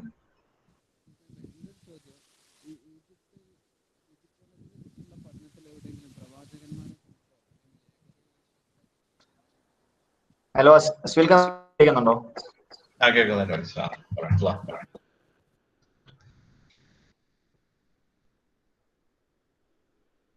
ഹലോ ഹലോ, ഞാൻ ഇപ്പൊ പറയണേ കേൾക്കുന്നുണ്ടോ? ഞാൻ ചോദിക്കുന്നത് ഈജിപ്തിനെ അല്ലെങ്കിൽ ഈജിപ്ഷ്യൻ സംസ്കാരത്തെ കുറിച്ചുള്ള പഠനത്തിൽ എവിടെയെങ്കിലും പ്രവാചകന്മാരെ കുറിച്ചോ അല്ലെങ്കിൽ ഏകദൈവ വിശ്വാസത്തെ കുറിച്ചോ ഉള്ള എന്തെങ്കിലും പരാമർശങ്ങളുണ്ടോ? ഉദാഹരണത്തിന് ഇതിൽ പറയപ്പെടുന്ന ഒരു ഹെർമിസ് ട്രിമെജിസ്റ്റിസ് എന്ന് പറഞ്ഞ ഒരു വ്യക്തിനെ കുറിച്ച് പറയാറുണ്ടല്ലോ. അദ്ദേഹം അതുപോലെ തന്നെ കുറെ ആളുകൾ ഏകദൈവത്വപരമായ ആശയങ്ങളെ പ്രചരിപ്പിച്ച ആളുകളെ കുറിച്ചൊക്കെ പറയുന്നതായിട്ട് കണ്ടിട്ടുണ്ട്. ഹെർമസ് ട്രിസ്മെജിസ്റ്റസ് എന്ന് പറഞ്ഞ ഒരാളില്ല, ഇദ്രീസ് അലൈഹിസ്സലാമാണ് ഹെർമസ് ട്രിസ്മെജിസ്റ്റസ് എന്ന് പറയുന്നത് എന്ന രീതിയിലൊക്കെ ഇമാം സുയൂത്തി പോലുള്ള ആളുകൾ, അതൊക്കെ ഇസ്ലാമിലെ കുറെ പണ്ഡിതന്മാരൊക്കെ പറഞ്ഞിട്ടുണ്ട്. ഏകദൈവത്വപരമായ ആശയങ്ങളും തീർച്ചയായിട്ടും അതിലുണ്ടായതായിട്ടാണ് ഞാൻ കണ്ടിട്ടുള്ളത്. എവിടെയാണ് അത് വായിച്ചു ഓർക്കുന്നില്ല. എന്തായാലും ദൈവത്തിന്റെ ഏകത്വത്തെ കുറിച്ചൊക്കെ പറഞ്ഞതായ ആശയങ്ങളും അതില് വന്നിട്ടുണ്ട്. ഞാനിവിടെ എന്താ പറയാ, നമ്മളൊരു വിഷയം എന്ന് പറഞ്ഞാല് ഇവിടെ എങ്ങനെയാണ് ഡിവിനിറ്റിയെ കുറിച്ചിട്ടുള്ള ആശയങ്ങൾ പറഞ്ഞത് എന്ന ഒരു സംഗതിയേക്കാളേറെ ഞാൻ പ്രാധാന്യം കൊടുക്കുന്നത് അതിന് ഉള്ള ഒരു ഒരു ഒരു ഒരു ഒരു ഒരു ലോകം ഉണ്ടല്ലോ, ആ ശാസ്ത്രം പ്രാക്ടീസ് ചെയ്യപ്പെട്ടതായ ഒരു ലോകം ഉണ്ട്. ഉദാഹരണം മെറ്റഫിസിക്കൽ ആയതുകൊണ്ട് എല്ലാം ട്രൂ ആവണം എന്നൊന്നും നമ്മൾ പറയുന്നില്ല. മെറ്റീരിയൽ അപ്പുറം ഭൗതികാതീതമായ കാര്യങ്ങളെ കുറിച്ചിട്ടും ശരിയായതും തെറ്റായതായ കാഴ്ചപ്പാടുകൾ ഉണ്ടാകും ഭൗതികമായതിനെ കുറിച്ച് ഉണ്ടാവുന്നത് പോലെ. പക്ഷെ ഞാൻ പറയുന്നത് അതിന്റെ ഒരു ക്വാളിറ്റേറ്റീവ് ഡിഫറൻസ് ഉണ്ട്. അതിനെ കുറിച്ചിട്ടാണ് നമ്മുടെ ഇതിൽ കൂടുതൽ ഊന്നി പറയുന്നത്. ഇതിൽ എത്രത്തോളം ശിർക്കുണ്ട്, കുഫറുണ്ട് എന്നുള്ള വിഷയങ്ങള് നമ്മളിവിടെ ചർച്ച ചെയ്യുന്നില്ല എന്ന് ഞാൻ പറഞ്ഞില്ല. ഇപ്പൊ ചോദിച്ച ചോദ്യം ഒരു ബന്ധമുള്ള ഒരു ചോദ്യമാണ്. നമുക്കറിയാം ഖുറാനിൽ വളരെയധികം ചർച്ച ചെയ്ത ഒരു വിഷയമാണ് ഫിറോന്റെ ചരിത്രം. അപ്പൊ നിങ്ങള് ഈ പിരമിഡായിട്ട് ബന്ധപ്പെട്ടിട്ട് കുറച്ച് കാര്യങ്ങൾ പറഞ്ഞു. അപ്പൊ നമ്മുടെ ആ ഒരു ഫിറോനുമായിട്ട് ബന്ധപ്പെട്ടിട്ട് അല്ലെങ്കിൽ ആ ബന്ധപ്പെടുത്തിക്കൊണ്ടുള്ള എന്തെങ്കിലും കാര്യമുണ്ട് എസ്പെഷ്യലി ആ പിരമിഡ്സിന്റെ കൺസ്ട്രക്ഷൻ ആയിട്ടും നമ്മുടെ ഈ ഖുറാനിൽ പറഞ്ഞ ആ ചരിത്രമായിട്ടുള്ള കണക്ഷൻസ് എന്തെങ്കിലും നമുക്ക് കാണാൻ പറ്റുന്നുണ്ടോ? ഇത് യഥാർത്ഥത്തില് നിങ്ങൾ ചോദിക്കുന്ന ഒരു ചോദ്യം, പിരമിഡ്സ് എന്ന് പറഞ്ഞാല് ഫിറാവുവിന്റെ ശവകുടീരങ്ങളാണെന്ന് പറയുന്നതിന് ഇന്ന് ഈജിപ്റ്റോളജിയിൽ വളരെ ശക്തമായിട്ട് ചോദ്യം ചെയ്യപ്പെടുന്നുണ്ട്. അങ്ങനെ അതിനെപ്പറ്റി പറയാൻ പറ്റൂല. അപ്പൊ മമ്മികളില്ലാത്തതായ പിരമിഡുകളുണ്ട് എന്ന് പറയുന്നുണ്ട്. പിന്നെ അവയ്ക്ക് വേറെന്തൊക്കെയോ ഫങ്ഷൻസ്, ഒരു എനർജി, ഒരു ഡൺ എന്ന് പറഞ്ഞ ഒരാളുണ്ട്, ഈ അടുത്ത കാലത്ത് ഇപ്പൊ ജീവിച്ചിരിക്കുന്ന ഒരാളാണ്. അദ്ദേഹം പിന്നെ കുറെ അധികം പഠനങ്ങൾ നടത്തിയ ആളാണ്. അയാൾ മെക്കാനിക്കൽ എഞ്ചിനീയറിംഗ് ഇതിലൊക്കെ നല്ല കഴിവുള്ള ആളാണ്. അദ്ദേഹം പറയുന്ന അതിന് വേറെ എനർജി പിന്നെ സോഴ്സ് എന്ന രീതിയിൽ എനർജി സ്റ്റോറേജ് എന്തെല്ലോ സംഗതികളെ കുറിച്ചിട്ടൊക്കെ കുറെ പഠനങ്ങളും കാര്യങ്ങളൊക്കെ ഉണ്ട്. അതല്ലാത്തതായ ഈജിപ്തോളജി പഠനത്തിൽ എന്താണ്, കേവലം ഒരു ശവകുടീരം എന്ന രീതിയിൽ അതിനെ കാണാൻ പറ്റില്ല എന്ന് പിന്നെ പറയുന്നുണ്ട്. പിന്നെ ഫിറോവന്മാർ നല്ലതാണോ മോശമാണോ എന്നുള്ളത് ഇതിലൊരു ചർച്ചയല്ല എന്നാണ് എൻ്റെ ഒരു മനസ്സിലാക്കല്. നിങ്ങൾക്ക് എന്താണ് അതിൽ എന്താണ് കൂടുതൽ പിന്നെ എക്സ്പ്ലിസിറ്റ് ആയിട്ട് എന്തെങ്കിലും സംഗതി ഉണ്ടെങ്കിൽ പറയാൻ നമുക്ക് ചർച്ച ചെയ്യാം. അല്ല, പൊതുവെ നമ്മുടെ ഫിറോവിന്റെ ജഡം ലോകത്തിലെ ആൾക്ക് മാതൃക എന്ന് പറഞ്ഞാൽ അങ്ങനെ സംരക്ഷിച്ചു എന്നൊക്കെ ചർച്ചയൊക്കെ നടന്ന ഒരു സംഗതിയാണ്. മറ്റു മതങ്ങളെ പോലെ അല്ല അത്, എസ്പെഷ്യലി നിങ്ങൾ പറഞ്ഞ മാതിരി സയൻസിന് അതീതമാണ് എന്ന രൂപത്തിലുള്ള ചർച്ചകളൊക്കെ നടക്കാറുണ്ട്. അപ്പോ അങ്ങനെ അതായത് പിന്നെ മമ്മിഫിക്കേഷൻ എന്ന സംഗതി പിന്നെ അവിടെ ഉണ്ടായിട്ടുണ്ട് എന്നുള്ളതാണല്ലോ പറയുന്നത്. പിന്നെ മൃതദേഹങ്ങളൊക്കെ എംബാം ചെയ്തിട്ട് സൂക്ഷിക്കുന്നതായ രീതി, അള്ളാഹുവിൽ എന്താ അതിന്റെ സംഗതി എന്നുള്ളത്. അതില് പിന്നെ ഫിറോവിന്റെ ഒരു ജഡത്തെ പിന്നെ അള്ളാഹു അങ്ങനെ സംരക്ഷിച്ചെന്നാണല്ലോ പറയുന്നത്. മമ്മിഫിക്കേഷനിലൂടെയാണോ എല്ലാത്ത രീതിയിലാണോ എന്നതിനെ കുറിച്ചൊക്കെ കുറെ ചർച്ചകളൊക്കെ നടക്കുന്നത് ഞാൻ കണ്ടിട്ടുണ്ട്. അത് മമ്മിഫിക്കേഷൻ അല്ല അതിൽ ഉപയോഗിച്ചത് എന്നൊക്കെ തിരിയത് അതിനെ സമർത്ഥിക്കുന്നതൊക്കെ ഞാൻ കണ്ടിട്ടുണ്ട്. അതല്ലാതെ അതിനെ കുറിച്ചിട്ട് അപ്പുറം ഞാൻ അത് വായിച്ചിട്ടില്ല, പഠിച്ചിട്ടില്ല. ശാസ്ത്രീയമായി പഠനം. സോറി, ഒരു